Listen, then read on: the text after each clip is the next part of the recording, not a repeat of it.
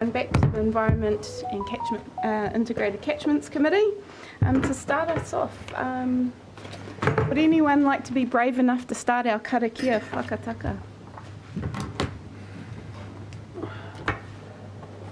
Oh, kia ora. Kia ora, Councillor Foley. Kia ora all. So I'll start off the pace. Whakataka te hau ki te uru, whakataka te hau ki te tonga, kia mā kina kina ki ota, kia mā tarata ki tai, he aki ana te ata kuru, he tio, he huka, he hau, ti hei, Māori ora. Kia ora. Kia ora, Councillor Foley. A great start to our meeting. Ka pai, so do we have any notices? No notices. Ka pai, any apologies? For being late. Oh, I haven't received Should we any. have an apology for that hunk of junk that's parked out in the front of the building? After we have the progress update on the Clive Dredging. Okay. We're going to have to limit this meeting. So we have apologies from Councillor Lambert. Anyone who from Councillor Curtin? No. But we'll put apologies from Councillor Curtin. Okay. Yep. Can we have a mover for those two apologies? I'll move. Thank you. Thank you. All those who agree, say aye. Aye. Aye. Thank you. Passed. We have conflict of interest declaration. So any of the items on today's agenda, do we have any conflicts? Oh, thank you. No conflicts. Item number 3, confirmation of minutes from our last meeting on the 4th of November 2020. Do we have any corrections to those meeting minutes? If not, can I please have a mover and a seconder? I will move. Can I have a second? And Councillor Foley. All those who agree say aye. Aye. Those against? Thank you. That is carried. 4 to 9 items not on the agenda. Oh, this is going to be a fast one. Yeah, follow-ups. My apologies. Let's go back to follow-ups from the previous meeting.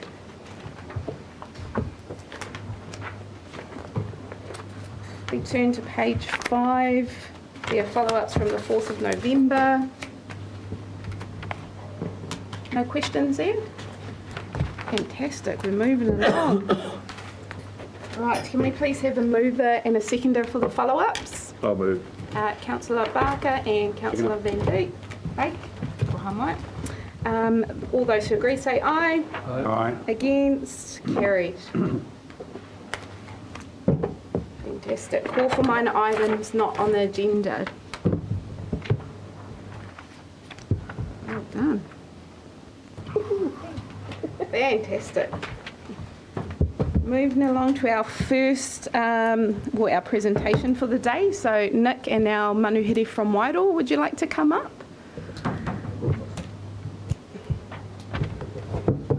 Do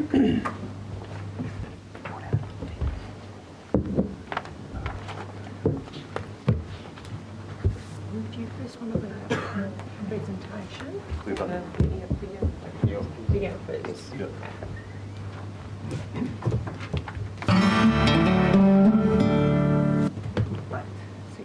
Well, you supply these. Yep. Have a seat, sure. And before we start, we just want to welcome you because you've come all the way from Mahia and Wairoa, Ruakituri. So thank you so much for coming in this morning. And we have about 10 minutes for your presentation and then some question time. Thank you. Thank you. Kia ora. Yeah, welcome everybody.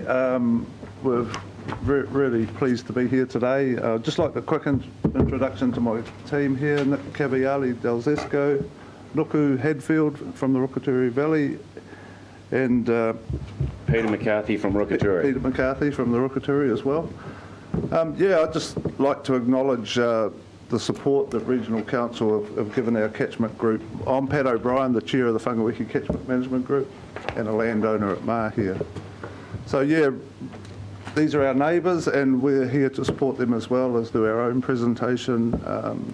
We're just all guardians of the land and the water, and without the support of you guys, a lot of these community-led initiatives wouldn't happen. So really appreciate you sparing the time for us to present today.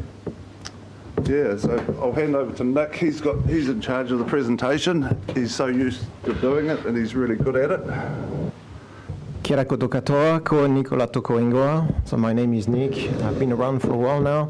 I'm the project coordinator for Whangawihi. So we are going to start maybe the presentation with a short video clip, a 2-minute video clip that sets the scene and explains the background of the project, and then I will carry on with what's more relevant to our discussion today. So I'll catch up with you after this little video clip. Leanne, I'm not too sure how to trigger the video clip. Oh yeah, just push. Okay, thank you. Through the Wairarapa Council's plan to construct a wastewater system up in the hills behind the Mahia Beach village in the headwaters of the Whangawihi River. Because whatever comes down that river ends up in our Mahinga Kai. The goal of the Ropu was to actually get an agreement signed with the Wairarapa Council, as many marae of Mahia, and Hawke's Bay Regional Council, and the landowners. Morena tamariki mā. As you know, we are going to do some work with the Whangawihi project today. So in a moment, we're going to be heading off. Hey kids, nice to see you. Come in here and I'll give you a run through on this water testing we're going to do. So what we're going to do is we're going to fill this tube up with water. It is the second largest river in the Rongoawahine Motu. This river flows out into a mataitai. If contaminants come down here, we'll have our kina and our paua will be affected. We don't want it to happen, so that is why we're trying to improve the quality of this waterway by doing the fencing and doing the planting. What we're doing today is actually starting a forest. I think it's an example to the rest of the country of what can be done when everyone's got a positive attitude towards enhancing water quality. We're just guardians of this land, and we need to pass it on to the next generation. Out of what we've achieved, working together and all working for the one goal. Once the trees have grown and once they've fruited, we'll get all the birds to come back.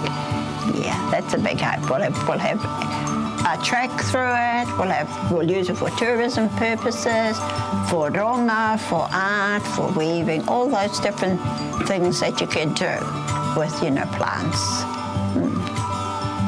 And hopefully that would have a huge, healthy freshwater fisheries.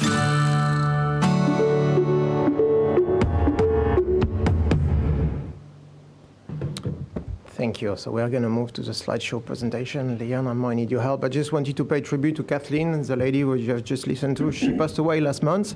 She's buried 50 meters away from the sea in a beautiful place. Her vision has grown. I think we have achieved what she envisaged us to do. And this community project wouldn't survive without strong leadership like Kathleen and Pat. So I just wanted to share this with you. I think she's in a very good place now, and she can be proud of what she has achieved through the Whangawihi Catchment Management Group journey. So briefly, the Whangawihi catchment is a small catchment in the big scale of things, 3,600 hectares, but it is the largest in the peninsula with quite a range of land uses. It is beautiful for those who have been able to come, and it's becoming more and more beautiful as we plant more trees and retire some gully systems. The journey of the group started in 2011, as we alluded in the film, with the first MOU signed in July 2011. And we are going to actually celebrate the 10 years anniversary this year. Very short after, we developed a brief catchment management plan that was the base of a lot of our funding applications. So in 2012, we became an incorporated society, which allowed us to actually apply to public funding. And ever since, we have actually tried to apply for funding while delivering on the ground the work. And we have had our ups and downs. But clearly, since 2018, we have actually expanded outside our catchment footprint with a partnership with the iwi and Hawke's Bay Regional Council for a predator eradication program, Predator Free 2050. We have also signed an MOU with Beef and Lamb. We are leading a regenerative agriculture research project, which is still continuing. We have been contagious with our neighboring landowners, and we have continued to help, encourage, and support the best way we could. Some landholdings retirement, I will share a few photos later on. And more recently, through the Jobs for Nature, we are creating a lot of employment. We've got 8 people working in the catchment now. And we are also moving into some sort of a tourism industry with the walkway. So that's briefly what we are at now. And I guess the key focus for the last few months was bringing 8 permanent staff on board in the Whangawihi. 7 are on the photo here, so they are doing conservation work every day. And for Mahia, 8 employment, it's a lot of jobs in a small area. On the right-hand side, you have got the carpentry unit from EIT. We have developed a partnership, and they are involved in our walkway project. So we've got 15 students coming pretty much on a monthly basis to do some work there. Our Maori cultural values are quite holistic, and we cover a lot of range of activities. So we do a lot of riparian fencing and planting. It is the core of our business, but we also do pest control and community engagement, water and fish monitoring, engagement with the school, which is a strong project within the Whangawihi restoration project. Obviously, we do a hell of a lot of work around soil conservation and info sharing. Our on-ground achievement since 2014, we have established 250,000 native trees in the catchment footprint, retired 150 hectares of land, protected 20 kilometers of river, and fenced off 30 hectares of native bush, which is quite exciting. Outside the catchment footprints, we have also contributed to retire 1,500 hectares of land, 800 hectares here on Inui Station of beautiful bush, 40 hectares of wetlands on the Pukinui sand dunes, 400 hectares of coastal cliff on Inui Station, and another 200 hectares of eroding gullies. This is a photo of before and after. Probably the after photo doesn't give justice to the work. You need to come and walk the Whangawihi walkway to actually appreciate the trees. It's an amazing place, this river. So what we're here today is to propose a new project. Obviously, we are trying to leverage money from the Freshwater Improvement Fund, and it's a huge opportunity for us to get going. So we are looking at retiring 440 hectares in total of land, which is quite considerable in our area. 52 of which are wetlands, ecosystem prioritization sites, or RIPs, 75 hectares of sand dunes, and I will show you some photos there. 73 hectares of beautiful native bush, nearly 200 hectares of very steep land. I will show you some photos. 36 hectares of riparian margins, and we will, throughout the project, protect another 40 k's of stream.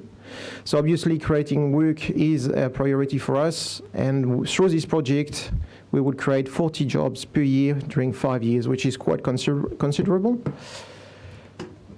Here are some of the landscapes we are going to transform. This steep face on Nomstead, overlooking the Whangawihi River and walkway. Beautiful bush and wetlands along the lane road.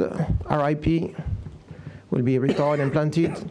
The hotspot for our river, the Aramatua stream, will be retired. This area is actually the triggering point of silt for the river, so it's quite important to address it as soon as we can. The Taiparatu catchment is actually fully fenced off and retired since this year. We're looking at retiring and fencing off the 8 waters now. Pukinui wetlands between Mahanga and Oraka, beautiful network of wetlands. We have started doing some work there, but we want to continue and extend the work. We've got 100 hectares of wetland there, biodiversity gems that really need protection. The sand dunes on the east coast of Mahia, 7 kilometers of sand dunes are trying to be retired. This fence is actually derelict, so we need to build a fence 7 kilometers.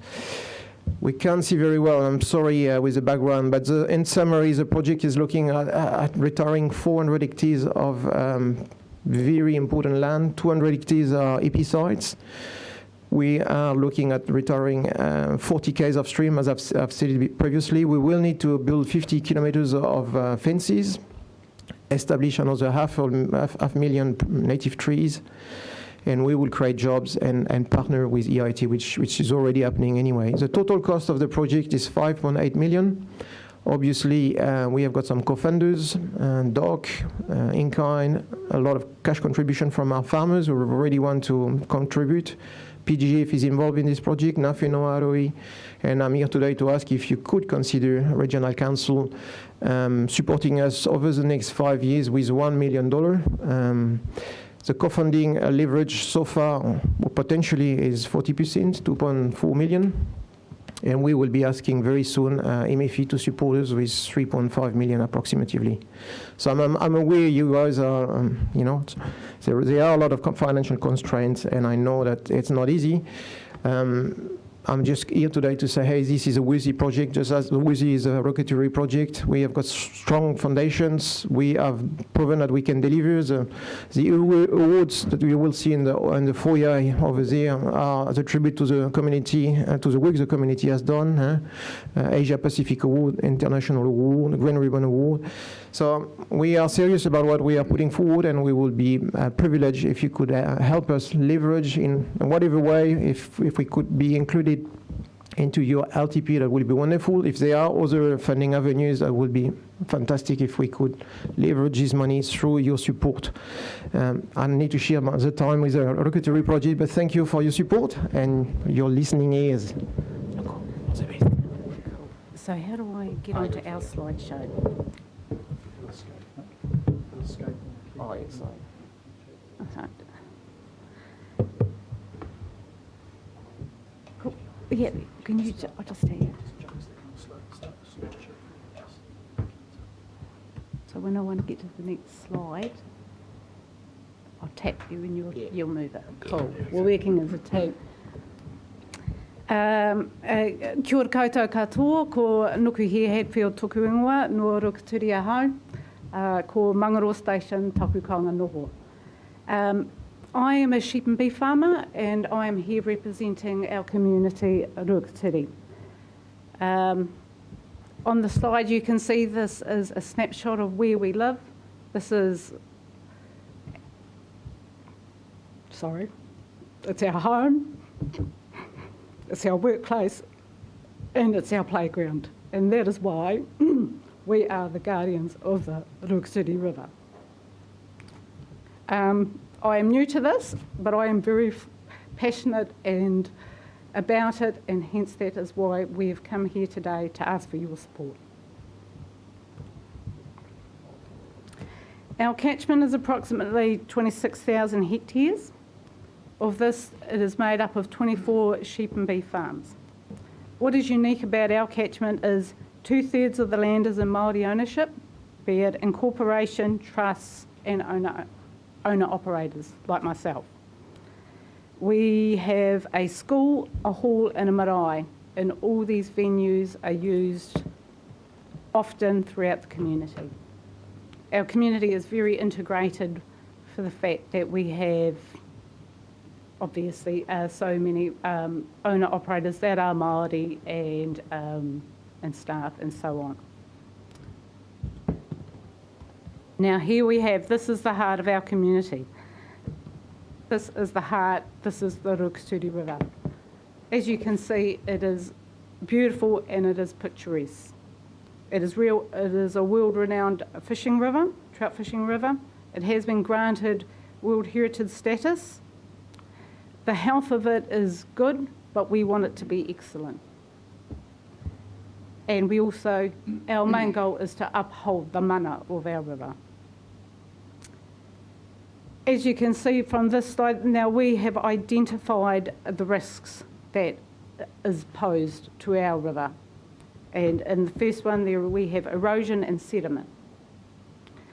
But our goal, our community vision is to retire 500 hectares of bush 150 hectares of riparian margins, 39 hectares of steep hill country, 12 hectares of rare wetlands, a total of 684 hectares in this project. We can achieve this through the fencing, planting and retiring.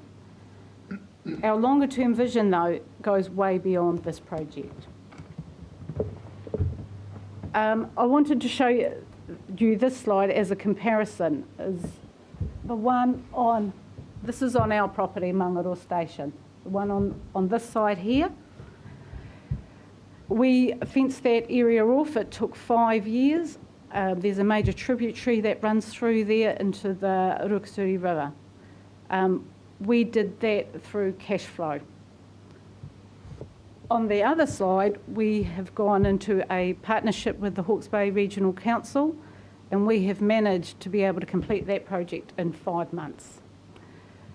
That being the case, just to give you an estimation, is that we completed 7.5 kilometres of fencing, and 70 hectares has been able to be retired.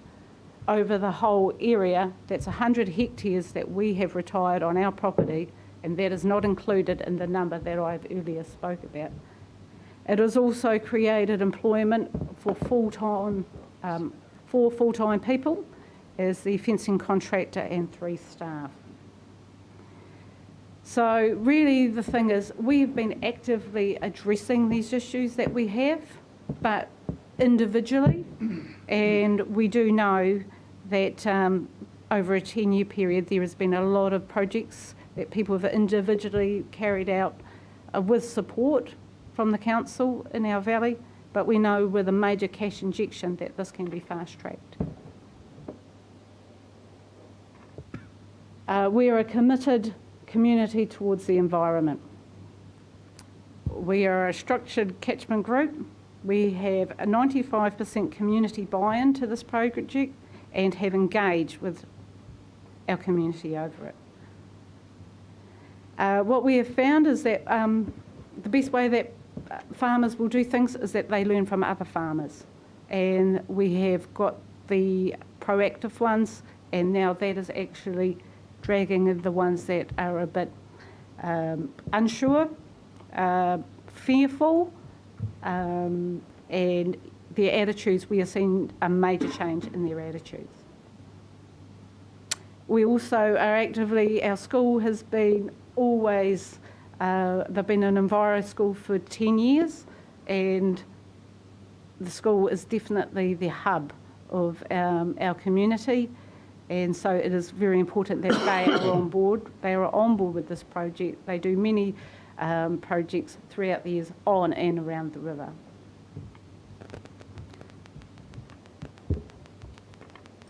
And so our financial model is for this project.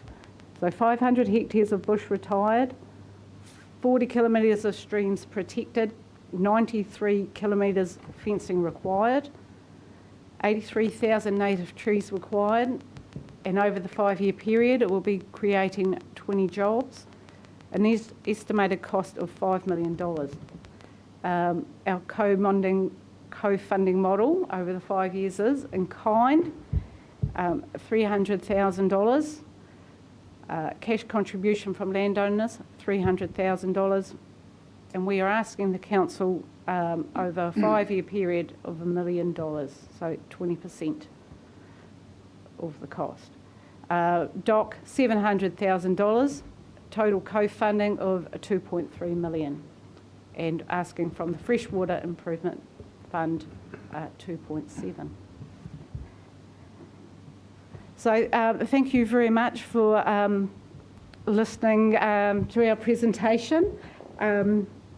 As I say, I'm a sheep and beef farmer. I'm not a presenter, but I am very passionate about this, and we have been sent down here on this journey from our community, and they are expecting results. So thank you very much. We won't get a hitch chopped off when we get home if it doesn't work. So very briefly, we may have gone over the 10 minutes, but thank you for listening to our corridor. These are, they are not young nesting projects. They are experienced projects. They are serious. We are serious about our business, and we can reassure you we would deliver if we could get a little bit of support. This is a model that we are using from one catchment to the other. We know it works. The trophies are in the foyer, so you can trust us. There is another model we have been trying to expand from the Waipuka to the Waigangoro, and Dean will talk about it. He's leading this project. But yeah, we know the model works. We know farmers can lead this project. They've got the passion to do that, and they can't fail. So we're happy to take any of your questions. Thank you. Thank you. Any questions?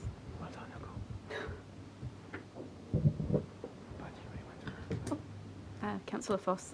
Thanks very much for that. Can you just expand a wee bit on the contributions that the landowners are making over that time?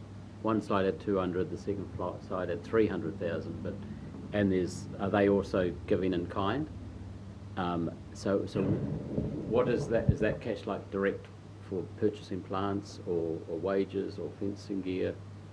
How does that work? Is that up front or over the 5 years? That'll be over the 5-year period. So ideally, the cash flows won't be too great on all those farmers that are signing up, but yes, they are keen and they will be giving X amount per year. Cash. Yeah. So we'll break it down over a 5-year period, so it's not too big a drain on them. Okay, thanks. And an example of the in-kind, for the project that we have just, it is nearing completion next week, that we have done in partnership with the council, is all the fencing gear for the 7.5 Ks was laid out by my husband and our shepherds. So it's quite considerable. So Sure. that is the sort of jobs that. That's right, and there is a whole lot of that goodwill that goes in as well. And as we know, when you break it down to per kilometre, we're at about between $2 and $4 a kilometre just for the supplying of the tractors, the gear, to get the fencing gear on the line. Same with all the plantings, carting the labour out. So there's a whole lot of contribution that's not actually cash as well.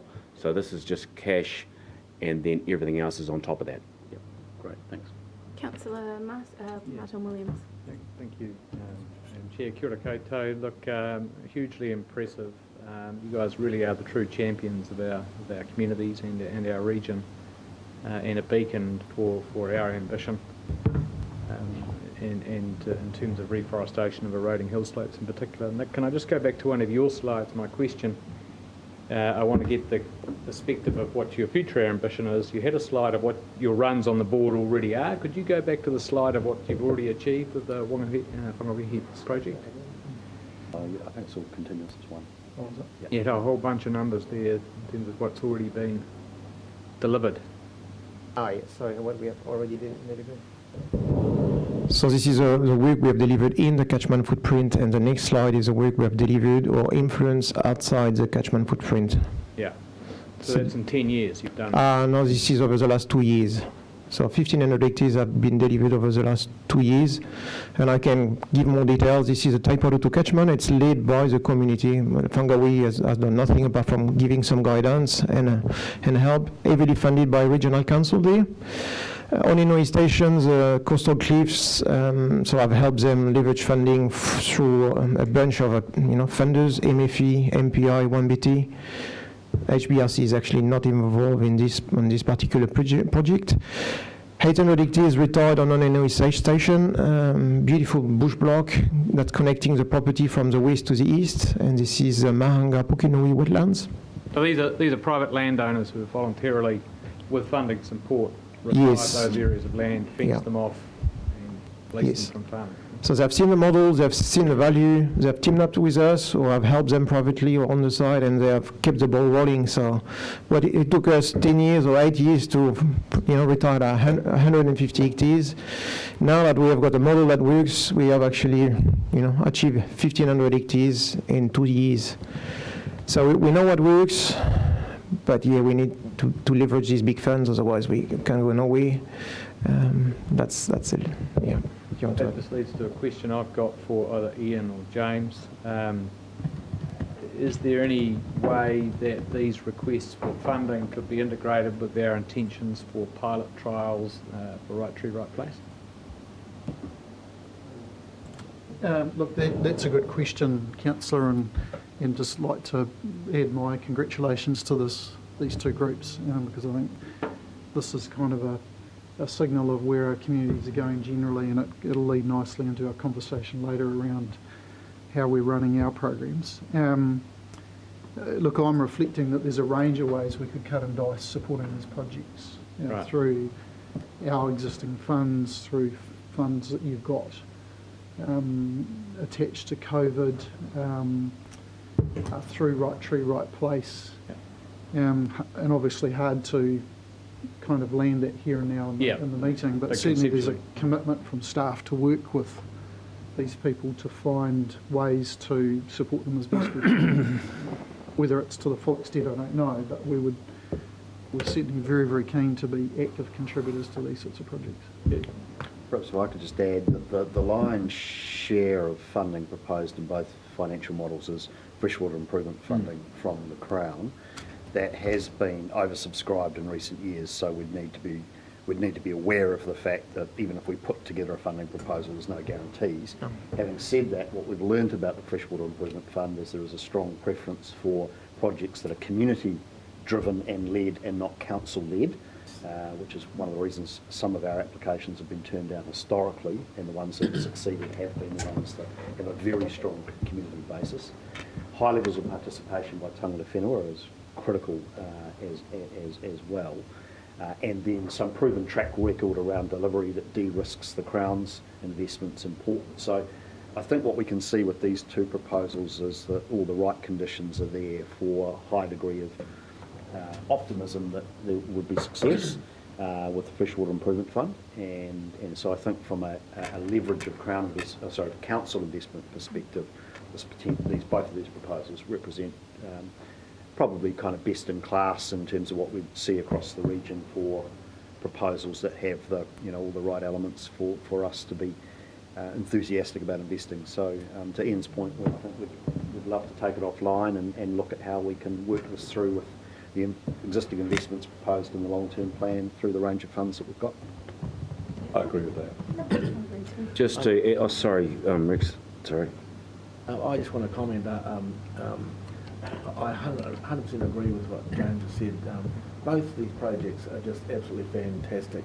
Whangawahi, of course, is legendary now, and Henry and I were privileged to get a bird's eye view and just what these guys are doing there, and it is just amazing. But your project is in the heartlands of where we want to be.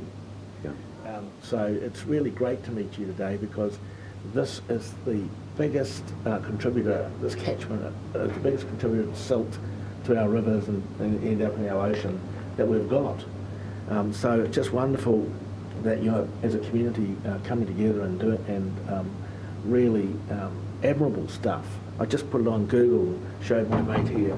I mean, you really are in the heartland of New Zealand there, and so incredibly isolated and getting on with this job, and we'll do everything we can to help you. Just from the chair's point of view, just endorse James and Ian. We want to be there for you, both of you. Any other questions? Just one little thing I'd like to add to this as well. With our, we've set up a young farmer training program, which is a model similar to Smedley and Waipawa, and we've got these young fellas. We've got 11 of them this year, boys and girls. They're all involved with this as well. So it's a 2-year project. They come out with an NZQA qualification, and part of their course is being involved with this Guardian of the Ruakaturi River project as well. Fantastic. Well, thank you so much for coming. We've gone a little bit over time, but it's all worth it, because you've done such a fantastic job, and it's worth recognising that. Could we please have a mover to receive this presentation report? Thank you, Councillor Barker, and seconded by Councillor Van Beek. Would you like to speak to your motion? Just briefly, this is one of the beauties of being a council like this. You get presentations which are quite inspirational, and yours is one of them. I was thinking rather cheekily as you gave this, given the track records that you've got on achieving things, fencing things, replanting things, I don't know why the regional council doesn't contract to work for the local region. If success is what matters, well then You've done an outstanding job. I think it's just fabulous what you've done, and happy to support everything we can to do it. I also agree with you in terms of the community-led bit, and there's a remarkable report come out just recently by Professor Dags Gupta at Cambridge University. First time they've ever done a report on the economics of protecting the environment. Rather than look at what the economic growth, what is the economics of the environment, what value do we get out of that? And it's revelatory, actually. It just says what huge losses we are incurring as a world because we don't look after the environment. Your presentation said to me that you had actually read it before it's been published. Protecting the environment, stunner. Thank you. Can I just close with one thing? We'll just let Councillor speak. Once again, I'm listening in awe. It was really great what you actually have achieved and continue to achieve. And I totally agree with you, being a farmer, orchardist myself. Farmers are kinetic learners. They need to often see things happening. If the biggest farmer in the district drive orange tractors and he starts to buy green tractors, you'll find the whole district will watch. And green tractors must be the new thing. We're all going to buy green tractors. And that's why it's so good that we actually are able to support you guys in many ways to actually be the examples that you are, to show that farmers actually are willing to do this. But also, it's not just only to farmers, it's also to our community. This here, it will be the best kept secret for our communities, Napier, Hastings, Wairau, Gisborne. If they only would know about what farmers are actually doing, it actually will change perception as well. That's why I'm so supportive of it. So well done. Fantastic. Thank you for coming. We'll have any other speakers, and I'll close with you, Pat. Okay. Any other speakers to the motion? Right of reply, Councillor Barker. Thank you. All those who agree, say aye. Aye. Those against, carried. Kia ora. Last 1 minute from you, Pat. Well, thank you all very much. We really appreciate your time. Just getting that concept to the landowners that by retiring land, you're not giving it away, and it doesn't necessarily have a detrimental impact on your gross revenue. It's just getting that mindset across to different groups and organisations. I've retired 25% of my land, and it's enhanced my production, so in more ways than one, environmentally and productivity. So just yeah, if you can keep engaging with landowners with that thought and that knowledge, I think you're halfway there. And with our walkway, we're in the process of building at the moment. That's to open the catchment up to the wider public. It's going to be a public walkway, cycleway, so we want to share it with the rest of New Zealand. So, yeah, thank you very much. Thank you. Have a safe trip home. Thank you. Thank you for your patience, committee members. Let's move on to our decision items.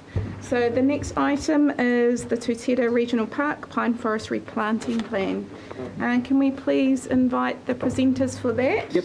So thanks, Hidawa. So Just you? Oh, yeah. no. So Ben will do most of the talking. Ben's our forest advisor who looks after our forestry portfolio. So as we committed during the previous council term, we did say that we'd come back to council for a decision around our replanting plan up at Tūtera. So Ben's put together a comprehensive paper, so he'll summarise the key points of the paper. He's got a few slides illustrating several points, and then happy to answer any questions or discussion around the proposed replanting plan. So I'll hand over to Ben. Thank you. Well, thanks, Chris. Tēnā koutou katoa i ngā rangatira i ngā tangata whenua i ngā mimo te apuri o mātakitaki ana mā runga irirangi i ngā koinga. Thanks, everyone. So I guess in a nutshell, one of the key differences with what we've got up at Tūtera is it's not a new site that's been in pasture for years and years and years. It's a site that's been under pine trees, and under the pine trees it's developed a really good seed bank of native seeds. There's no new fencing required or anything like that, and it's a matter of just working with the land and managing native through in that way. But anyway, I'll work through it. Like Chris said, I don't have a lot to add to the paper there, but I just thought it'd be good to get some images up so we can see.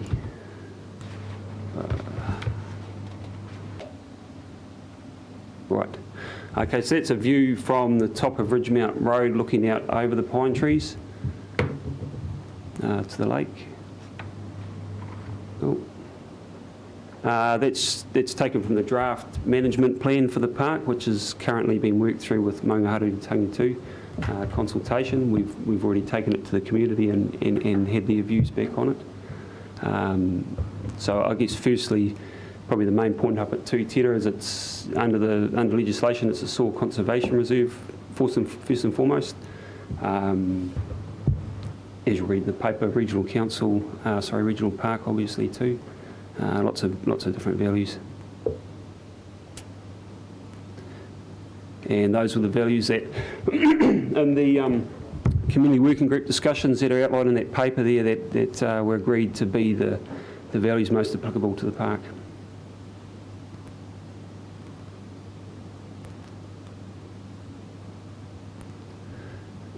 Where are we? There's the park as it is today.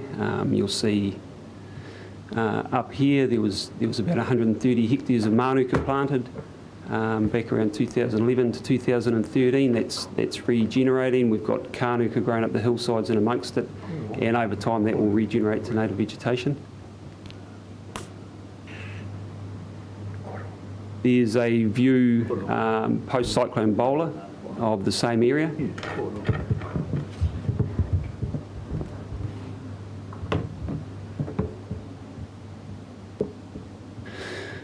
The harvest plan there, we've planned the replanting plan, as I've sort of mentioned in the paper. The replanting plan has to align with the harvest plan. We can't be planting natives where in the future logging will damage them, and vice versa. We can't be planting, we can't have them in the way of where, restricting harvest later on down the track. I put a few images together of things I thought might come up, and one of the things I thought might come up was around the idea of planting with natives in terms of erosion control. One of the big points up at Tūtira there is we do need to establish a cover back on that land as soon as we can, and we've got the property down the road by Hapua, and we've got all sorts of things planted there, and that's a good demonstration of the growth difference between pine and tōtara. Planted pretty closely together, but you can see the pine's going to establish a cover much more effectively, much more quickly than the tōtara. And I thought another point that might come up was use of alternative species, and this is another photo from our trial property at Waihapua, which shows we've got really great redwood establishment on the easier land here, but very really quite poor on the patchy, on the more bony faces, and just making that point that radiated pine, that does have a lot of knockers. It's a great tool for getting cover back on land quickly, and in the case of Tūtira, if we are looking at retiring a fair bit of it back to native, then pine's going to be a great tool for facilitating that. That picture is in the attachments of the paper that you've got in front of you, and that just shows native regeneration 6 years after that block was logged. You can see the native coming through really strongly. None of that was planted, and you've got a good diversity of native species there too. Obviously a bit of blackberry, but no blackberry control was done post-logging in there, other than the initial desiccation, whereas at Tūtira we propose going through and controlling that as it comes through. One of the issues we will have to be aware of is once a block is logged, you do get a lot of pines regenerating, so we'll have to have a program in place where our young students will need to go through and pull these out before they get to that sort of point. Yeah, short and sharp. Happy to take any questions or... Fantastic. Thank you, Ben. If we can keep questions quite concise, and then we'll move on to the actual motion to discuss and debate a bit more. So do we have any questions? Yes, Councillor Williams. Thank you, and thank you very much for the comprehensive paper on this. I'm pretty supportive of the composite model myself. I've just had a couple of questions. Firstly, a technical one. What is coppicing ability? Coppicing is when when you cut a tree down and it grows back from the stump, so it stays alive. So redwoods do that, and a lot of eucalypts as well. Councillor Graham? Yeah, that was my first question. If anyone should carry on, I'll think of. Ben, so you had a working group of MTT and us and community groups. Have they all signed off on this mix of... I've got two questions, with all the same, really. Yeah. Have they signed off on the mix? And the second question is, the new climate change group have recommended that we phase out pines at a certain point of time. Was that considered in this mix as well? Firstly, the community group involvement. So we met back in about October, and everyone signed off is happy with this. Yep. So we're all happy with that. As far as phasing out pines due to carbon sequestration, no, it wasn't really considered. Though, as I point out in the paper, like one of the benefits of the pretty much 50-50 mix is that you get a good interaction between the rapid sequestration of the pines and the slow but steady and permanent sequestration of the natives, which financially has helped things a lot. And I guess from a carbon point of view, the composite option would have in the long run, it would sequester a lot more carbon. Yeah, so just to add, Rex, if you're referring to the Climate Commission report that came out last week, so that obviously hasn't been incorporated in this decision making. No, I realise it wouldn't be incorporated, but it is new and quite startling information. Yeah, absolutely. Is that your questions answered by Councillor Foss? Thanks. It's actually a financial question. Did the finance team go over the paper and have a look through this? They just don't seem to have signed off on it, that's all. I think Amy Allen, management accountant, is a co-author of the paper at the end, you'll see. So I think Amy's been heavily involved in the preparation. I think that's correct. Just got Ben and Chris there. No, it's just got Ben and Ben. Sorry, myself. Councillor, I'm confusing the next paper. So the finances, I put the finances together, gave them to an independent forestry company, P.F. Olsen, and they've been over the finances. And then I passed it on to our finance team too. They may not be listed as authors, I'm not too sure. So they haven't had an in-depth review of the analysis. It was done by the external party and provided here as an analysis between the various options. Okay, so because it reads very much like a management, of this forestry asset, and you're going to looking to change it around a bit for great good purposes and all those things. But there's a question which someone really has to ask is, if you look at your table 3, the question is, what is the impact for the balance sheet of the Hawke's Bay Regional Council if we move from the status quo? So you've given us one option there, option 2. So that, because our asset value is going to go down, the strong balance sheet is not quite as strong if we were to follow this, and cash flows are implicated later on. So what is that number which needs to sit beside any decision making today? So we haven't provided that number. I think the revenue out of this forest is between 2 and 3 million on a 25-year cycle. So it's relatively small. We need to balance the commercial returns with the purpose of having the forest, which is soil conservation, and certainly also the contract that we have in with PanPac puts reputational risk and maximising our erosion control as matters to be considered alongside the commercial return. Sure, I understand that, and don't get me wrong, ambitions are great, and if I had my way, we'd have a lot less pines anywhere. But anyway, it's a whole different world. So we're happy to do that work and maybe bring that answer back, but I think it will be relatively small given it's a revenue stream of 34 million over 25 years. Well, table 3 has the difference between those two numbers, because you talk about, this is what I mean about a forestry management paper, because you're using a discount rate around forestry assets from 2019-20, which is the last one you had at 7.5,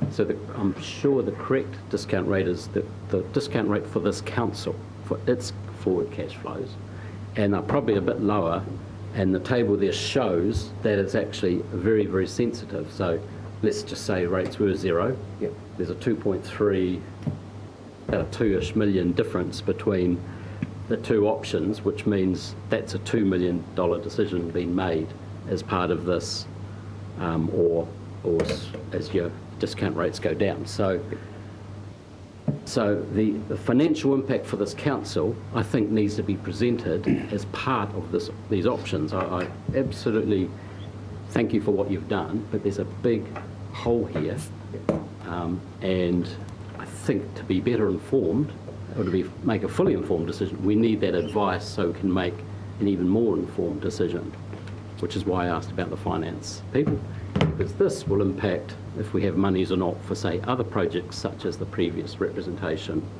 These are the trade-offs, as hard as they are, when these things are presented to us. So can we have a way to get those numbers for us? Well, I guess this is going to go to the full council anyway. Yep. After today. So I think the short answer is yes, we can. The next harvest cycle will be beyond our LTP period, so it'll be outside of our normal forecasting in terms of council cash flows. So it'll be it'll be something that we wouldn't normally put through into our LTP accounts, and therefore require any additional decision making.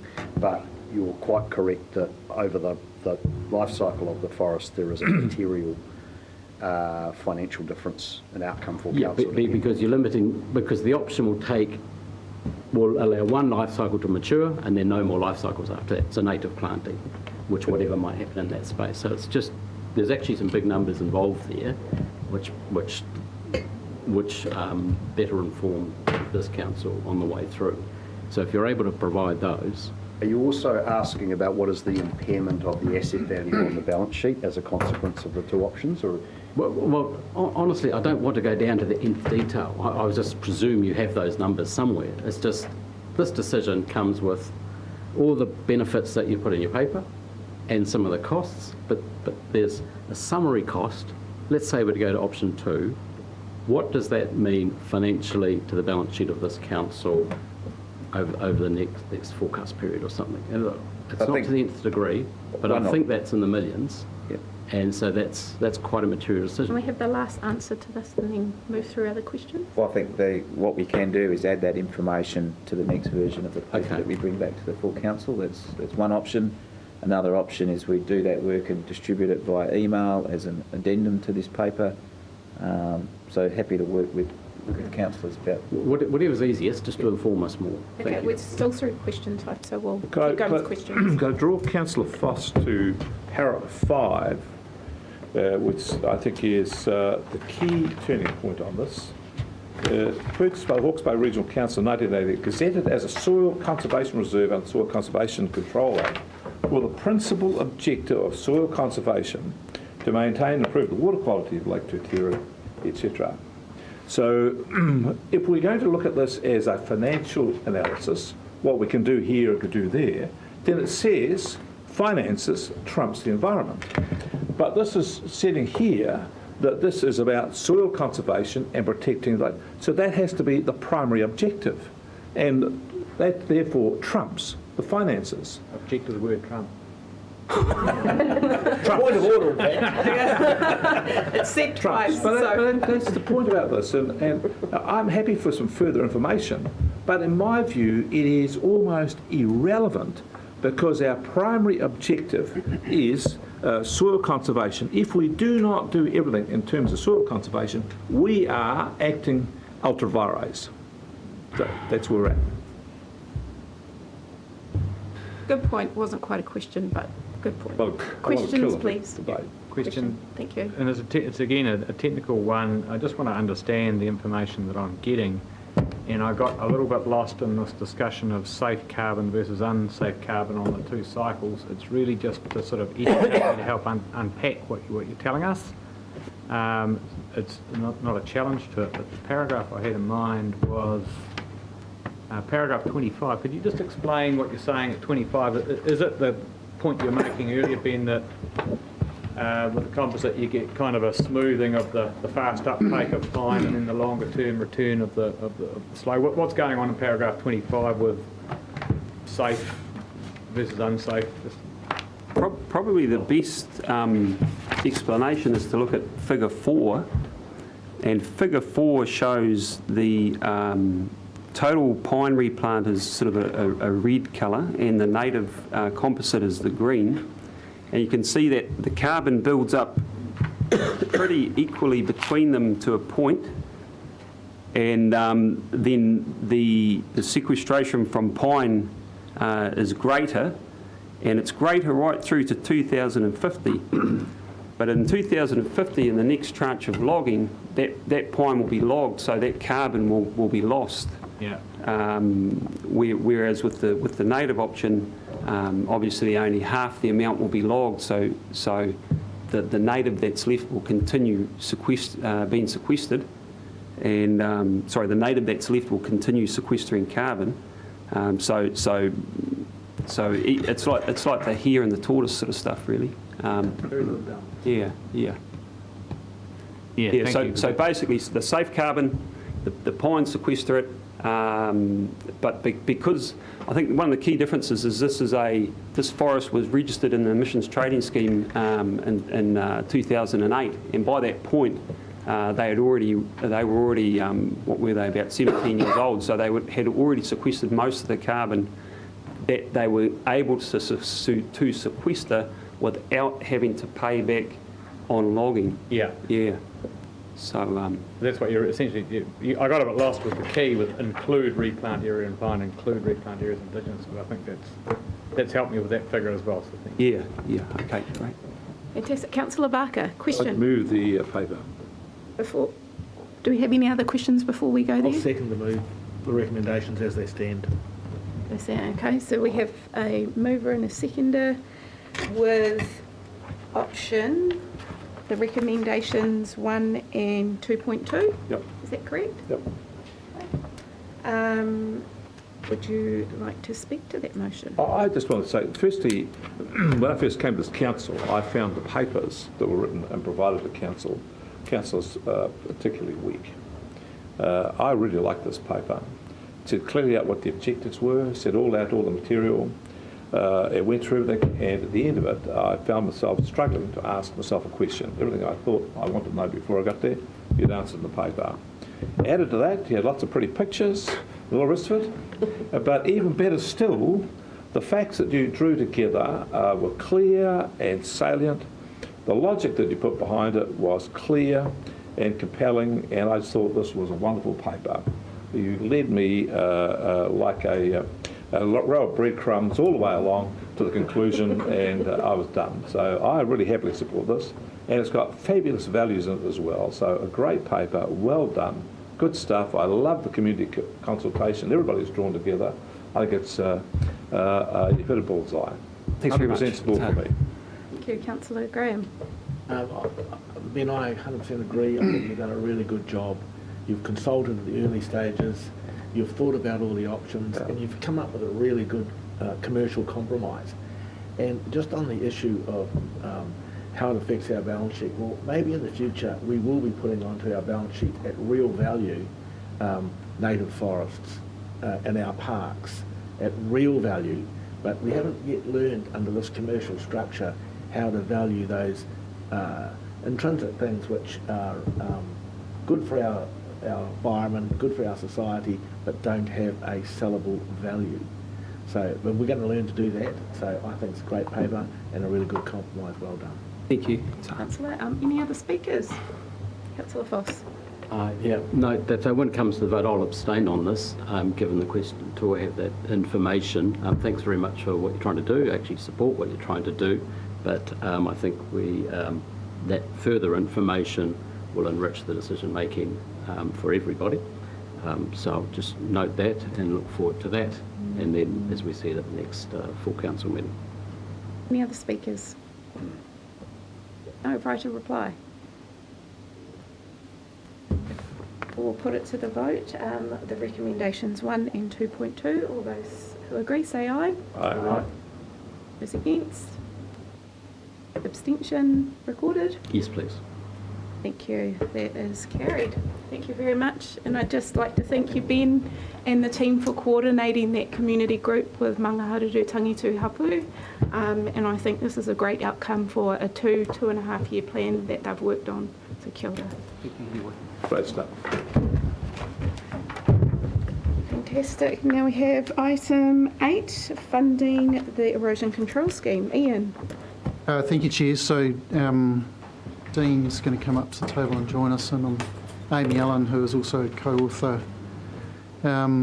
is able to bring some financial information if required.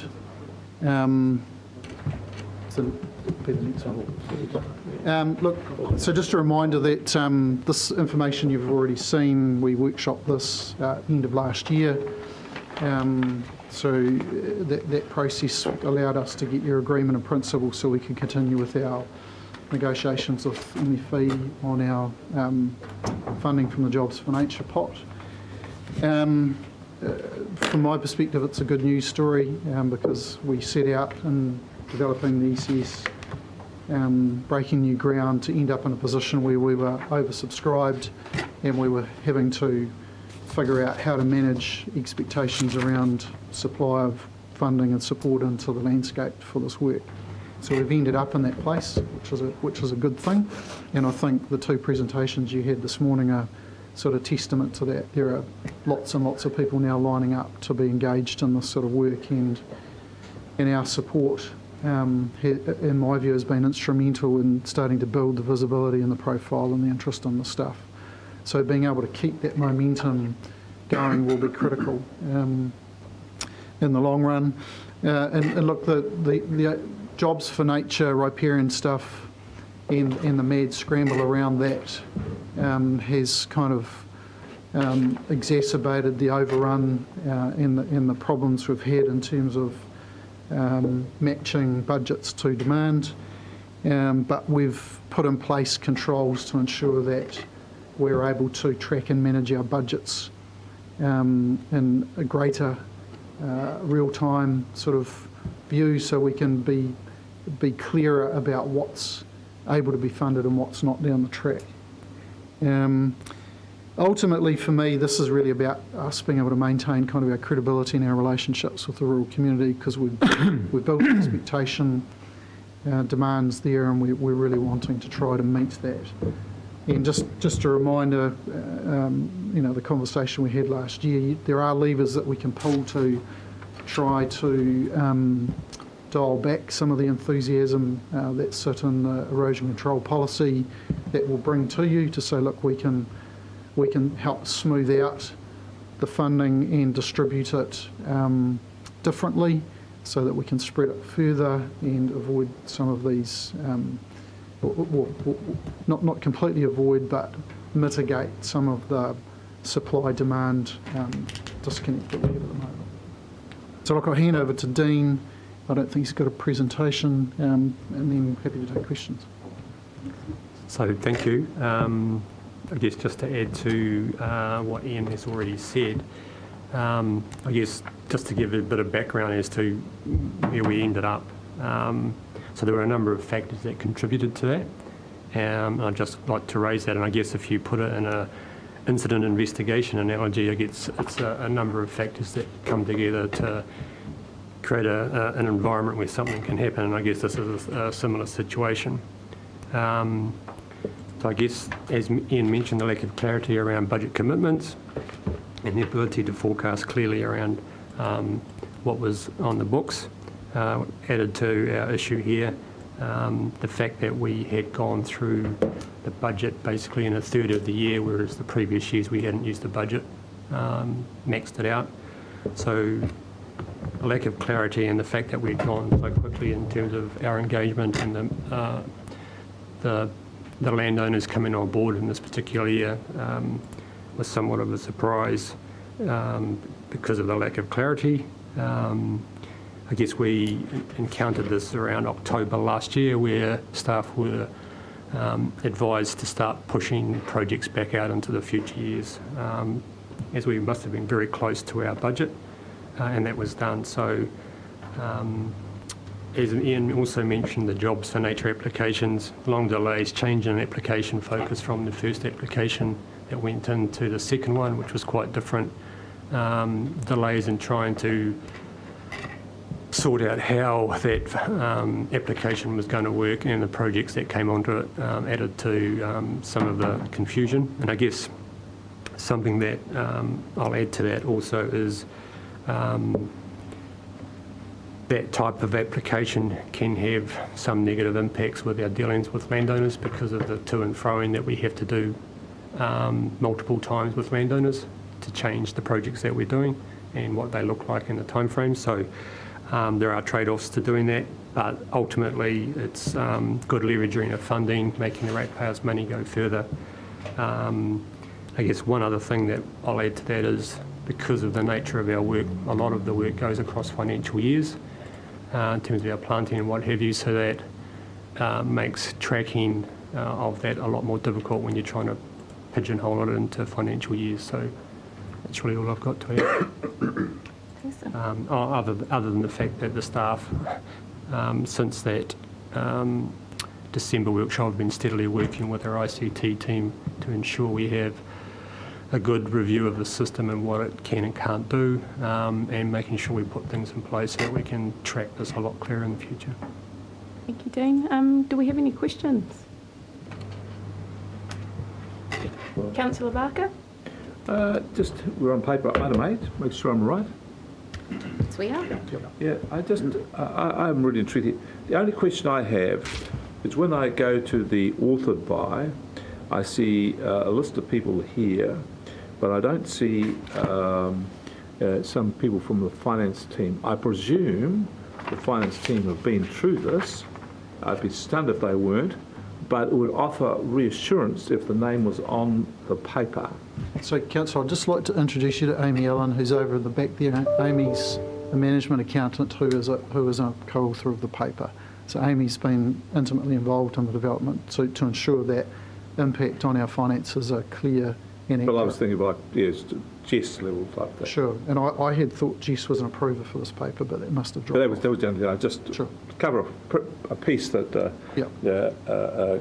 Councillor Foss alluded to. Thing it's just if you see the name on there, so at Jess's level, we then see that she's got the sort of broads, she's got the balance sheet in there. And to give you confidence, Jess and I have been backing this around for some time. I knew that would be the case, but Jess's name on the paper tells me without having to ask the question. Thank you. Any other questions? Councillor Martin Williams. Yeah, thank you for the paper. I think there's so many sort of different parts to this picture that you've very cleverly assembled for us. One question is, if my understanding is correct, the bringing forward under option 1 of the 2.55 from 27-28 is to catch up on the overshoot in terms of enthusiasm for ECS and to be true to our commitment to getting the funding from the government for the Jobs for Nature, but would have an immediate rate impact at 35 of 142k per annum. That's essentially because we're servicing the borrowing earlier than we had anticipated, right? Has that number been factored into the numbers that we've seen, like the projections of rate increases in the workshops, or is this another one? No. Okay, so that's something else on top at the moment, right? The second thing is just in terms of the previous presentation from the good folk up in Mahia and Ruatakuri. So my understanding is we've got 700 left of the recovery fund. So that's one of the cubby holes that you might be looking in for that support. Correct. Okay. Thank you. Stick, any other questions? Councillor Foss? Thank you. Just going actually back to the previous, I think you were in the room there for the previous discussion. I was really interested in the gentleman who led the discussion when he said that they'd retired about 25% of their farm, bad erosion areas, riparian, etc., and had seen an increase in productivity, ticked every single box, so therefore a better financial return for them. So the model kind of works. You can see it working. It's fascinating to see that one, and an example of maybe the council planting the seed, kicking it off, proving the model, and off she goes. Hopefully that gets quite contagious. So, are there any lessons learned from that can be applied here a bit further down? Because that's kind of part of an early discussion we have, because that's the fear of a very large amount, but I appreciate how you've broken it up over many years. And B, are you, Ian, able to touch on, just it's fine if you don't, I'm just not quite sure if it's appropriate right now, is that 25-75% split in conjunction with what the gentleman explained to us, that the benefits for their, financially for their farm that they'd seen? Yeah, so look, good question. To start with the last first, so yeah, absolutely the ratios of or proportionality of investment between council and landowner is something we want to come and talk to you about in May, the RCC, to look at the policy to say what would a different approach look like, which would spread your money further, get greater investment from landowners. But I want to bring with me in that conversation an understanding of the impact of that on uptake, so you understand fully the implications of those sorts of decisions.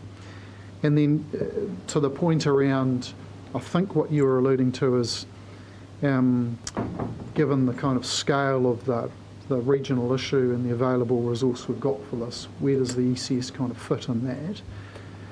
Which again is a good question, and it was always the intention that in building the program, given we built it from scratch, was to be very generous and be very open to every possibility, to a point where we're at now, where we go, actually, we can start being picky about what we do and don't do, and narrow the focus down to get the best value investment from a council perspective. And ultimately the ECS fits across a broad integrated set of tools and a catchment.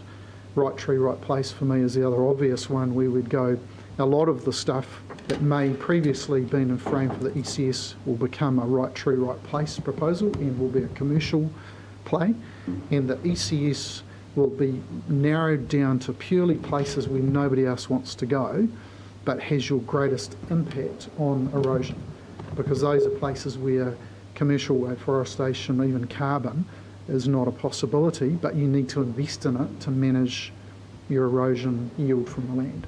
So that's the kind of long-term ambition, is we end up this thing really pointed at where it really counts and has the really big impact on sediment yield, and other tools filling the gaps. All right, thanks. Good questions, Councillor Fuss, and excited about the next meeting to discuss that. Councillor Fenbeek. Yeah, thanks, Ian. And once again, this is one of these particular jobs that we do as a council that, to me, virtually rates at the top. It's about erosion, it's about silt, and in our streams and rivers, it actually is the key issue, as we found in Tank, especially in that bigger headwater. So I've just got two questions. On the 26th, you actually talk about of projects on the book that currently you have. Can you just give me a bit of a feel of what they are? And my second question is, I've actually never walked onto a block that actually is being retired under the scheme. I don't really know what it looks like. Do you continue to keep an eye on actually the outcome of it? Because at 75%, I know that some people get a little bit lazy. Look, I've only put 25% in. So therefore, if some of it actually gets mangled by stock, or it actually overgrown with blackberry and it's actually not a great take-up, we may be reporting on some large hectares that we've done, but we may actually get exactly that outcome. So that's a question that I have. And my last comment is really, I think by actually starting this whole project and having a good uptake, it will really show to our farming community that this is actually a very good project to get involved with. As in Tank, we found that, as we heard this morning, you retire unproductive land, your bottom line actually increases. And that actually is really the story that we need to get out there. That needs to be part of this, because if once they start to understand that, we as farmers start to understand that, we actually see better uptake, and maybe even uptake that actually is not at the 25, maybe it's actually maybe voluntary in kind, who knows. And that's where we need to, because the total hectareage is just too great for us as a council to cover those you've identified, and we need to find other levers to actually start happening so that we actually get to the full amount being cloaked in regenerative forest, really. Completely agree. I'll get Dean to answer the detailed questions around the jobs and the audit process, but I was just reflecting that, and had reflected coming into this meeting, and shortly you're going to get a presentation that drills into the ECS in terms of what we're actually doing, that it would be really helpful to get you out to a property to look at some of the work that we've done or are doing, so that you can see for yourself how it works in practice. But I'll get Dean to answer the questions around what's on the books and the audit process. Thank you. So just to follow through with that, I think I've got most of your questions. In terms of protecting the investment, that's certainly a focus that we've been looking at recently, because, as you say, if you go out to a property 1 year and you're marking stuff on a map and you go, cool, we've planted that now, we've got erosion control in place, and we go over here, well, that's still there next year. So as part of that, we've got originally there was a 1 year maintenance period on those, and most of our EC erosion control plans have it's a 3 year plan. So through the course of the 3 year plan, in the second year, whatever, you go back and check on how's that going, how's the maintenance, do we need to do some more pest control, just to try and build it to a point where it can work on its own. So there's plenty of work happening around making sure that's happening in a managed way, because even some of our own staff who have done poplar planting on their own farms have said, I've had to plant that gully 5 times. So absolutely agree. Even things like sleeves that you put on poles. A friend over there, Mr. Outen, did a quick and dirty sample of temperatures within a sleeve during the summer, and found that it was 10 degrees hotter inside a sleeve than it was outside. So if you put that into context of a 30-degree summer Hawke's Bay day, what are we doing to the pole? So we're working through all those things to ensure that the outcome's the best they can be.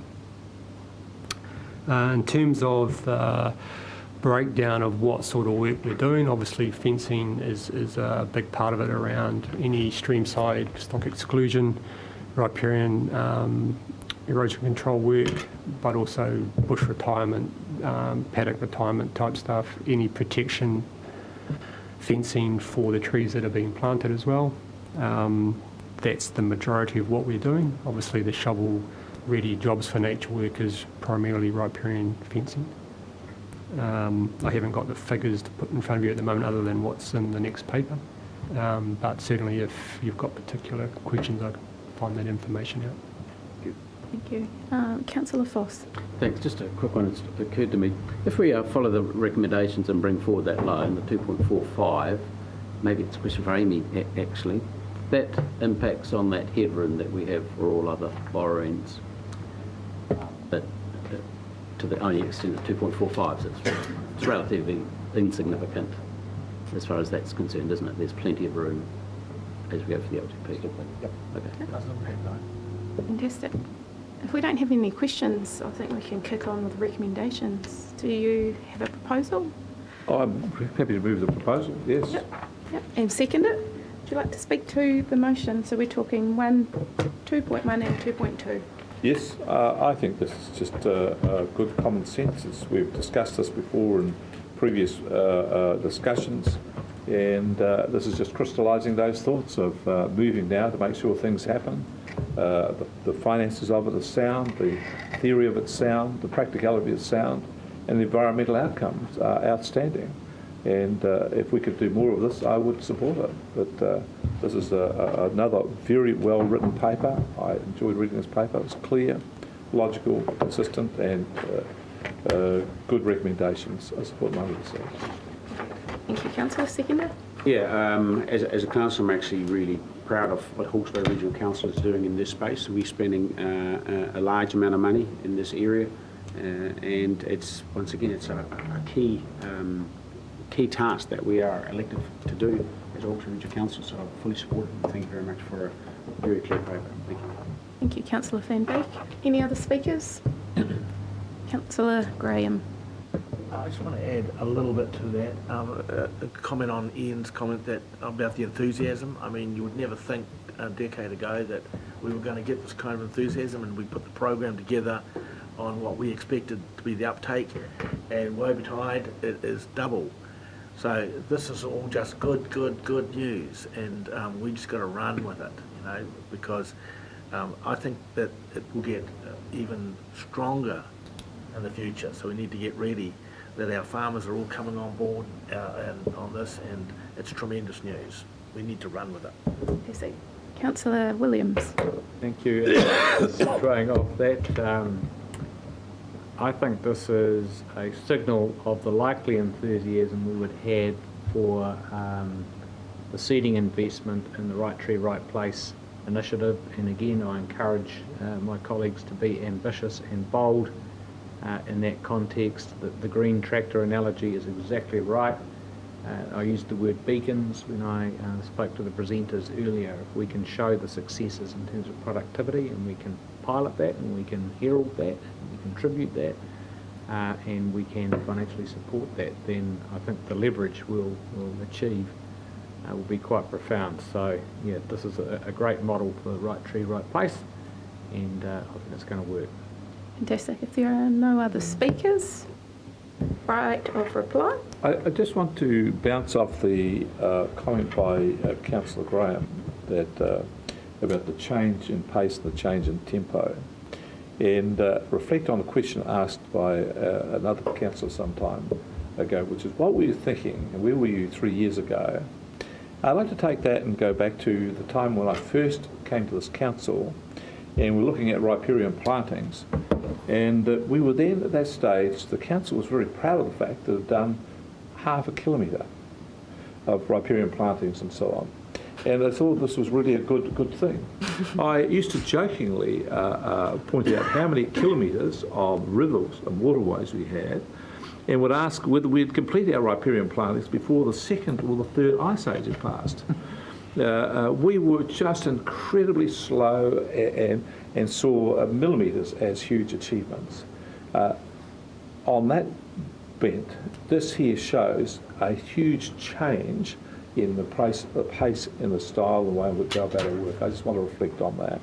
And Councillors Williams and Graham have made the point that it's going to get quicker. So on that, I think we need to be able to figure out how we can go up from being a provincial team to an international team in terms of quality and expertise and speed at which we do the game.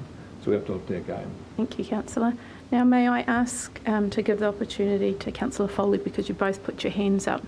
Oh. Could he please have a minute? Probably as the most experienced person having taken up the scheme. So, Councillor Foley. Oh, look, Councillor Barker pretty much just said it all, but I was just going to back up the comments around the enthusiasm for this type of thing growing, and, you know, every presentation and paper so far this morning has kind of proved that. Our biggest issue going forward is how do we just do this more and more, because yeah, I think there's still a lot more enthusiasm to jump on this bandwagon, and so yeah, the farmer uptake on this is just going to continue to grow. Fantastic. Great comments. Thank you all. So the recommendations are 1, 2.1, 2.2. All those who agree say aye. Aye. Those against, carried. Thank you. Those are our decision items. And we will now move into our information and performance monitoring items, which are all updates. So let's just be mindful to keep questions quite succinct so we can move along with the meeting today.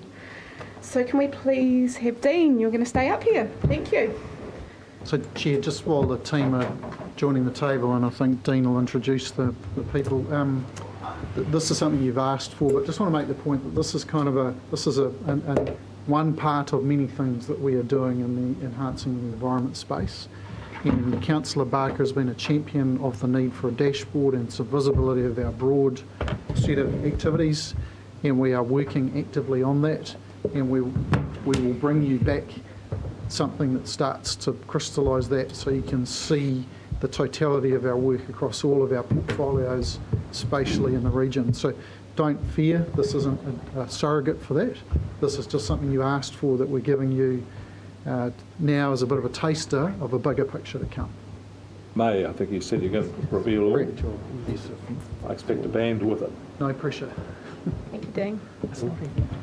Thank you. So I'll just introduce my partners in crime here. This is Lee from our GIS team, and Dean Roughton, most of you will know, who was an ex-PCA possum person in the council and has now been working out of the Waipawa office for the last probably couple of years. So I'm just going to give a brief overview of where we've got to, and then Dean's going to provide some detail around some work he's doing around the Waipuka catchment to show you how that green tractor thing has been working. New phrase. Started something. So what the first slide is basically showing you is where we've started out and where our contacts and engagements with landowners had started out, or the progress we've been making through the heat map that you're seeing. So that's 2018-19. Over time, you've seen that grow, 2018 to 2020. So we're starting to get a few areas that there's a bit of concentration of work. Okay, so that's basically where we're up to today. So we're starting to get a good spread. There's a few key and heated areas. I think the Ruakaturi up there is looking reasonably hot as well. So there's some key areas of focus there. And I guess, as Ian mentioned earlier, there's quite a bit of work going on with the team now around refocusing what we're doing to ensure we're getting the best value out of the money that we have available to us, and discussions around whether there needs to be project caps or funding, grant rate changes and those sort of things to ensure that we've got a very good program nailed. What you're seeing here is basically the fencing that we've accomplished to date. So that's just basically showing you a line of Bayview through to New Harker in terms of the fencing. If you were going to flip that around and look south, you might say Napier to Woodville. So that's the amount of fencing on the ground that we've managed to achieve so far. So that's really exciting. And I think to build on some of the comments earlier, one-on-one engagement with landowners, working with catchment groups, is the key to achieving attitude and behaviour change. People are wanting to be participating in what we're doing. There's a lot of good buy-in.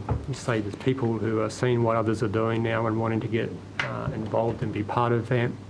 I agree that there's some more work needs to happen around the financial benefits of good management practice on the ground, because it's been a missing link over the years for quite some time, and it's still, although a number of different councils and organisations have tried to produce that, I don't think it's been targeted or comprehensive enough for landowners to actually create some change. So it's still some work that needs to happen. Really, that's all I've got to say other than what you've seen in the paper and the updates that were in there. So I'll leave it to Dean to work through his case study. Thank you, Dean. As a staff member, it's been very encouraging to sit in the background and just listen to you as councillors about the program. Some years ago, I presented with Campbell Leakey about the PCA program, Possum Control Program, and at that time, the councillors of those days were also very supportive of obviously what was happening. The benefits could be seen. I've been 17 years with this council, 15 as a PCA worker, Possum Control Program, and 2 years with this. I've applied the same metrics to go around and talk to the farming programs. This particular catchment here is quite eroding. 2011 was not a very good year for the eastern seaboard of Hawke's Bay. Obviously the country is what we describe as dispin country. You just add water and it dissolves. And that's pretty much true of the fact that you've got a mudstone base and a very thin crust on top. So this is the Waipuka catchment. So where are we in Hawke's Bay? This is basically on the back doorstep of Ocean Beach, between sort of Ocean Beach, Waimarama. The Waipuka flows down through to the Ocean Beach Lagoon, inanga spawning sites, and the lagoon is synonymous with obviously this regional council due to E. coli and the fact that if people want to go swimming in there during the summer periods, it's sort of a bit, it's not a nice place to be. So we've alluded to how we sort of attack and what we look at. So the land use capability is a 1 to 8 scale. And in this area here, it's mainly made of LUC 6 and Class 7 lands. So basically, the green tractor wouldn't be able to drive over it very well with discs. It's sort of the areas where sheep and beef are located, and very little amount of arable cropping simply because of terrain makeup and the soil types. On top of the LC layer we also got SEDNet. So SEDNet tells us how much tonnes of leaching of sediment from off the hill goes into the waterways.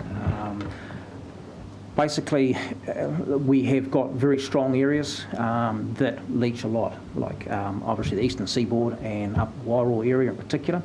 This is how we target these areas, is go in, we say, look, hey, you've got a really bad area that we'd like to look at, you know, what do you reckon?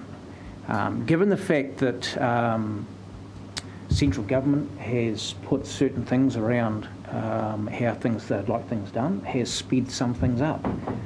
In the majority though, the farming community has wanted to really do something really well. So this is a great tool to wheel out to them. So we've broken the Waipuka catchment down into 3 groups. There's 7 farms, and the first farm is around about 240 hectares. It contains the spring, where the source of the Waipuka starts. So topography, it's quite steep, and it has a good amount of sheet erosion that you can see from the imagery there. And like I say, 2011 has really activated this country.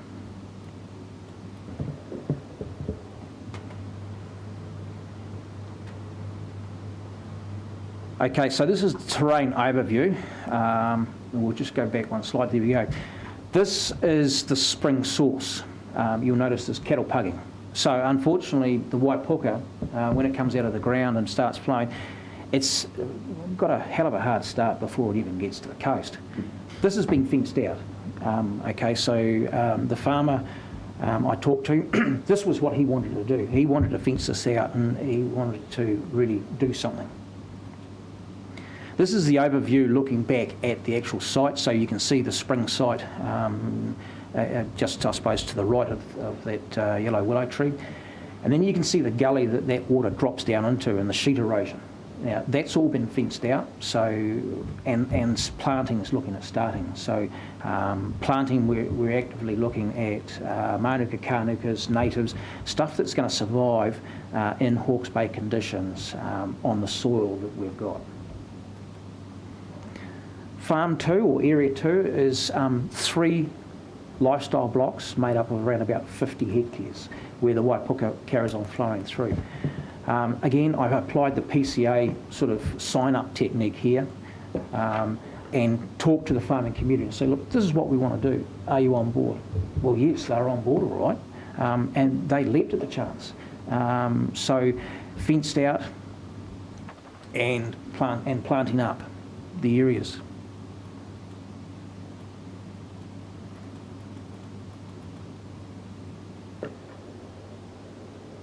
So stream bank erosion, that is obviously part of our equation as erodible in what we go out and talk to farming communities. Stream bank erosion also, impacted by stock, so keeping stock out is a good thing to do. Then obviously planting. We've got, in Hawke's Bay, we've got a limited space of contractors to plant. So it is an avenue that is slowly being filled. So there is opportunities for going forward, and Jonathan Dick, through TK, who previously worked here, has set up a company that Maitocha Tree Trust is using. And when I go into Farm 3, we'll talk about that in a minute. So contractors. Willow and willow removal. I mean, they were choking the waterways. So removing the willow and then looking at replanting with natives. And we've had a good autumn area, so, and it was good for planting with that moisture that we got. Weed control, weed management. You spoke of when we put something in, what do we do behind it? Well, for a lot of stuff, it's a 3-year plan where we go back, we talk to the farmers. These farmers are highly motivated already, so they're wanting to lock this out. So the buy-in's already there. The benefits, certainly you'll see that when we come to Farm 3, you'll see the benefits. Plant management. It's not just about putting a plant in the ground. Obviously, the plants in the ground is one thing. It's the ongoing management. Pest control, hares, rabbits, goats. Feral deer within Hawke's Bay is prevalent, hugely prevalent. And then, obviously, we encourage trees and so forth for birds. Unfortunately, they go and eat the wrong stuff, and they bring it into this site here. So it's an ongoing management process that everybody's involved with. Okay. So Farm 3, just a short, quick video.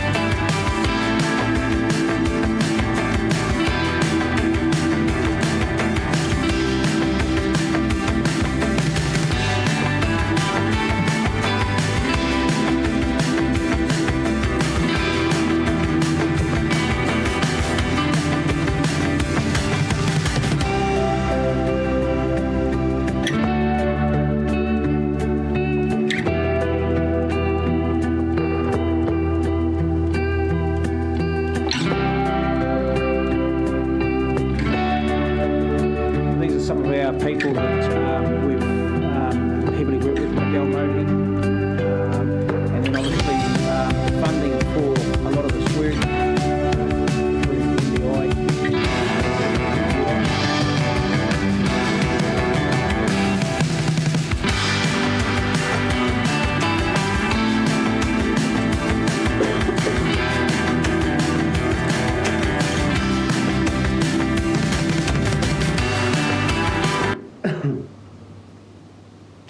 Okay, so Farm 3 or Area 3 is made up of 3 Maori-owned blocks. Previously, there has been work to try and get funding for works to be done. Unfortunately, the timing wasn't right. And along, sort of, I suppose, come COVID, and the government had pots of money, which has been great. So we've managed to leverage $1.4 million to help this catchment so around the farming community and these 3 properties, to go from the spring right through to the Ocean Beach Lagoon, to look at fencing, fencing out from stock, restoring the area as far as natives go. Yeah, it's just been a fantastic project to be part of.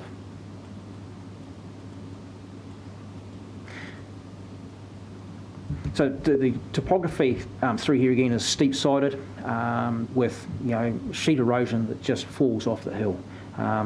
It's got to a point where you don't need much rain for the sediment to move. So having stock out of it and getting planted will, over time, stop that erosion or slow that down dramatically.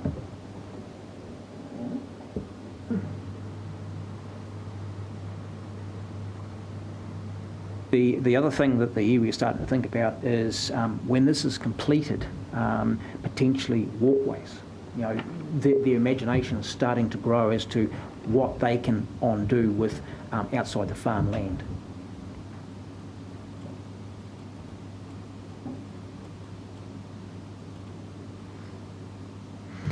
So obviously this is pre-spray. You'll see that there's quite a bit of self-established native there, but also self-established blackberry. Blackberry always self-established. It's very good. Yep. Post-spray, so within the budget, a lot of spraying has to be undertaken to try and minimise that spread of blackberry and just the loss of what we've got. External contractors, you'll see Nick Cavalier, who presented here earlier. He's, for these 3 blocks, he's project manager for the funding that they've received. Hayden Rees-Jones, Horizons Farming, he's the one that's really helped drive this with the iwi owners. And then the fencing contractor, Shay from New Zealand Fencer, 10 kilometres new fencing. I mean, that's a lot of fencing in itself. So existing native bush that's going to be complemented with ongoing new, to establish new plantings. So around about 200,000 native plants being sought throughout different areas.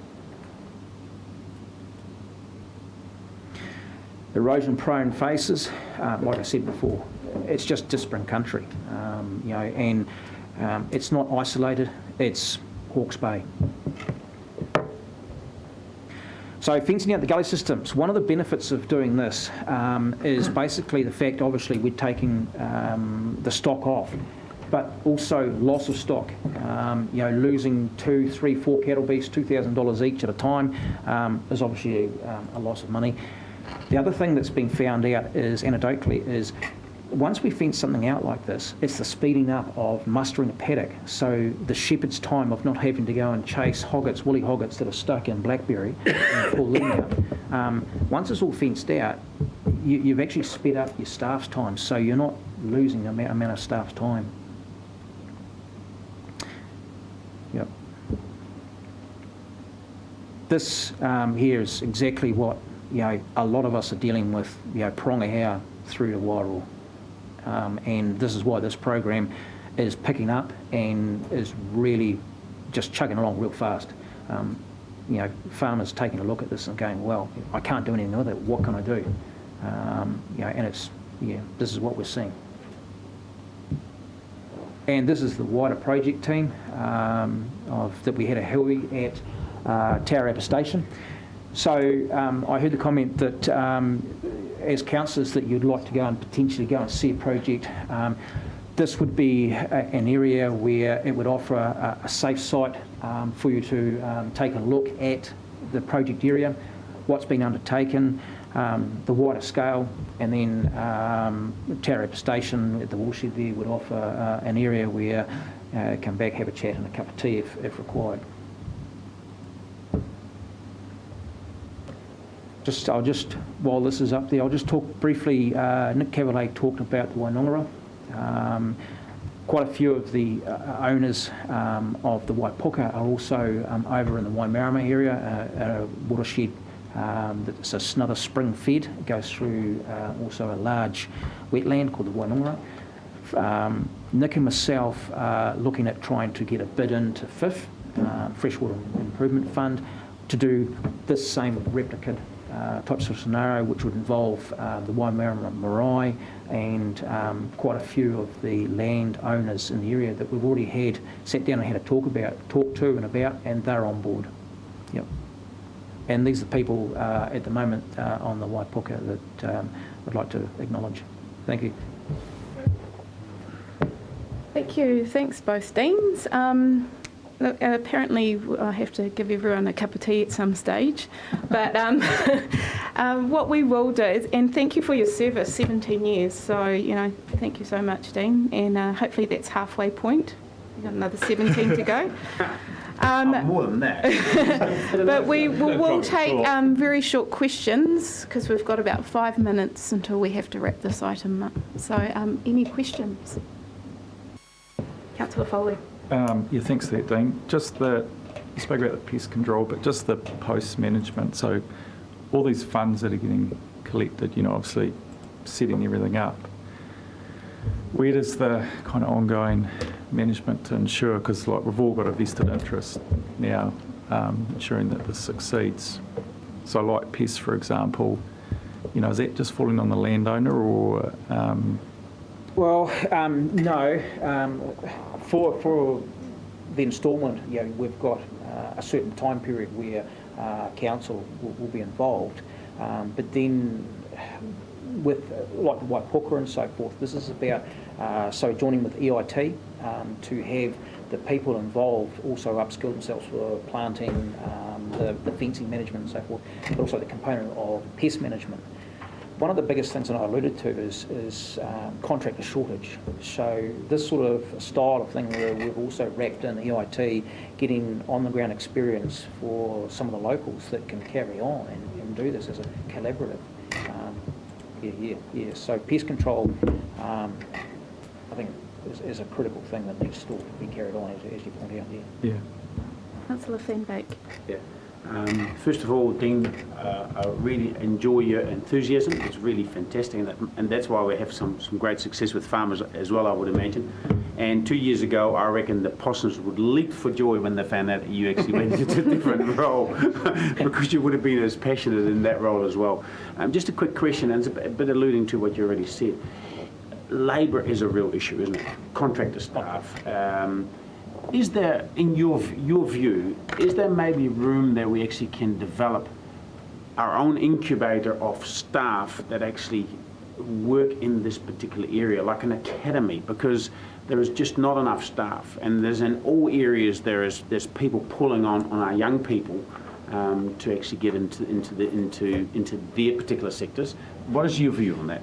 So some years ago, Campbell Leakey looked at that as far as the possum control program goes, sort of cadets, and then obviously Mahia under Cody, there was the cadets there. Across the board, I think there's potentially avenue. I mean, I'm a staff member, but having been here so long, you know, there's good initiatives that may mean well, but never start. We've got the expertise in our teams, you know, out of the works group or even within this office. I don't think it's an out of the way realm of things. I think the initiatives that are being brought up by TK in particular, you know, as far as what they wanted to do, they're at the Maitotra today and there till Friday, releasing plants and trying to get a foothold in. It's that establishment, that's the biggest thing, giving these people a chance to get forward and go. And if it meant that we had like a cadetship type sort of scenario where we had a workforce that could aid in some way down river clearings or whatever it may be, it can't be a bad thing. Because just looking at your presentation, you're actually working in beautiful country, and you get out there, and once you actually get a taste of that, and when you take young people there, they'll actually get motivated to actually make possibly a career out of that. I totally agree, and we've got the farming community. The farming community want to really get out and do something. I mean, they've been bashed for the last 10 years in the press. When you actually go and when you work behind the scenes, you're seeing farming communities get out there and do it, and we're not publicising enough. If we were to have a PR team every day out in the field, I think, you know, we'd be swamped with, you know, good stories all the time. Good point. Similar vein to Jeff, have we considered having the works group set up a team of people to do this work for us? I ask this because historically, doing the fencing, the riparian work, has been ad hoc, a bit here, a bit there, and we have therefore relied on contractors because we've got no long-term commitment.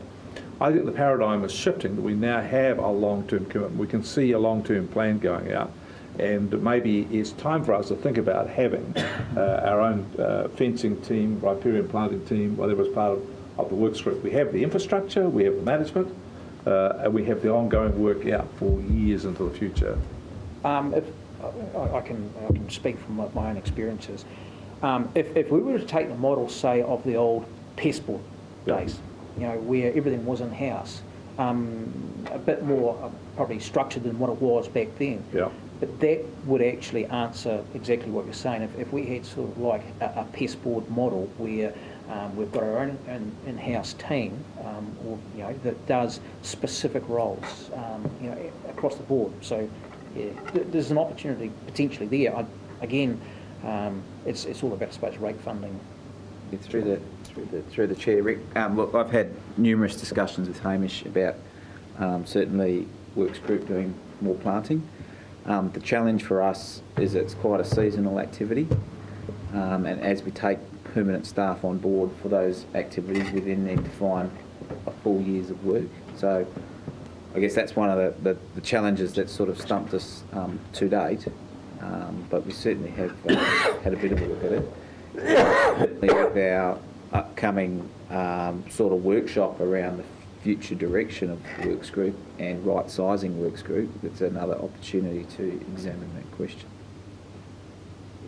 That's good. Let's carry on the conversation. Thank you. Councillor Graham. Dean, planting in that environment, planting anywhere has been challenging this year, and you can see, you know, they have like north, all that little park area, half the trees are dead that they planted. And I've noticed on my own block, let alone out in that outback country, no soil, rough, hot sun beating down, no rain as we get. I mean, is it sensible to plant too many of those hills, or is it more sensible just to fence them off and let nature take its course over the next 50 years? Bit of both. So you'll notice the established natives that are there, they're there for a reason. They're the ones that have survived. And you talk to like Murray Taylor, Judy McNair and so forth, they're offering plants that are going to survive in that area, as opposed to, we certainly wouldn't go out there and plant totara on a bare face that they're just going to get toasted. And you're right, the farmers in the last couple of years have had some trying conditions, establishing poles alone, let alone natives. So yeah. Thank you. If there are no more questions, I'd like to move. Do I have a seconder to receive the update? Councillor Williams, if we all agree, say aye. Aye. Aye. Those against? Carried. Thank you. Kia ora. So it's cup of tea time, cup of tea and biscuit, and we'll be back at 10 past.